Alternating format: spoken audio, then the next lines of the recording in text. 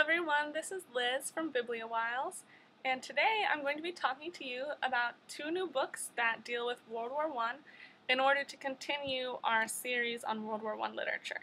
So thanks to Jill for opening us up with the classic All Quiet on the Western Front, and today I'm going to be bringing us to a much more contemporary level.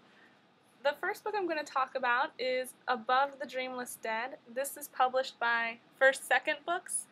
They've published Jean Luen Yang, Derek Kurt Kim, a lot of great authors and a lot of books that are really well loved right now. And this book for me is no exception. This is a collection of World War I poetry from the trench poets like Wilfred Owen and other World War I era poets like Kipling and Rupert Brooke. And actually, a side note about Rupert Brooke, I hadn't heard about him until I read his poem in this collection. It turns out he was quite the foxy man, and his early death at age 27 only made him foxier to the literary world. But that aside, all taken care of, this is a great collection. So we have this beautiful jacket and an even better cover, really showing that stark, sort of desperate nature of World War I.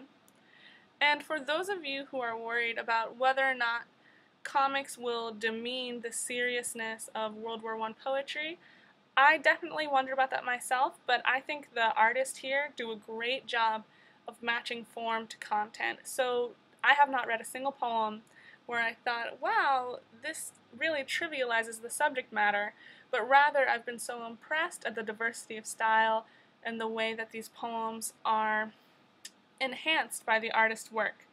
So we have some really kind of silly drawings to go along with the sillier poems, but some also incredibly dark panels, especially for Wilfred Owen, who, if you've read his work, you know how sad it is, or the rather whimsical sadness of this piece, The Dancers, from which the book's title comes. This is a great book for anyone's personal library. I know that I've really just liked having it on my coffee table to pick up and leaf through. It's also been a really good reminder for me that we can create art in almost any type of circumstance, and creating art in the middle of despair doesn't actually mean sugarcoating or pretending that what we're experiencing isn't awful. So this was really inspiring to me as a writer, and for those of you who are teachers and maybe struggling to help your students see the depth behind the lyrical nature of most trench poetry, I totally recommend this book. It will really open their eyes to the seriousness of these words, or you could even give them their own poems from World War I and have them make their own illustrations. So, in conclusion, Above the Dreamless Dead is a great investment. It helps you understand what these poets went through without sinking into trivialization of the topic. Next up, I'm going to be talking about The Harlem Hellfighters by Max Brooks. You might have heard of him. He wrote World War Z, which was pretty famous and popular, and I did not read it because I'm slightly bored of zombies. No offense to all of you zombie lovers out there. But anyway, I was so excited about this book because the premise is great. It's about a black infantry in World War I, and they were among the first to go to France, and one of their soldiers was also the first to receive the French medal, the Cross of War. So I had high hopes for what was going to happen in this book, but I must admit that this book did not fulfill my expectations. So you take this great historical premise. Oh, I'm sorry, I just saw a snake outside my window.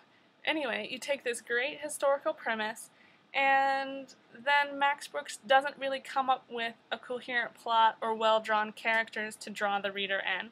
So, great illustrations, great historical information scattered throughout, but the characters were hard to know. The first time I finished the book, I thought, wait, which one was narrating? that's how difficult it could be to follow this plot sometimes. Sometimes the panels, I didn't know what was happening and I was wondering, what am I looking at? So overall, I would have to say that this book doesn't succeed in its aims of being a story, though for teachers who are interested in helping perhaps a young male student bridge the gap between information reading and literature, this could be a great recommendation. So I don't want to write it off completely, but I would say I wish someone else had written this book. Because historical graphic novels can be so successful. Look at Boxers and Saints by Jean Lune Yang, or Mouse by Art Spiegelman. But when you can't follow the plot, and when a book seems only to look at the ugliness of racism and the ugliness of war, I'm not saying there's a positive to those things, but universal frustration doesn't let me know the characters. And so there were times where I thought, I still don't know anything about these people, and I'm 100 pages into their story. So once again, I'd say historically interesting, probably very relevant for certain students in a classroom, but am I going to keep this copy? No, it's just not standing up to what on my own particular standards for literature are. So anyway, feel free to leave a comment, disagree with me on any of my reviews, ask any more questions, recommend any other World War I literature for us to read, and I will definitely get back to you. Thanks so much for watching, and see you soon.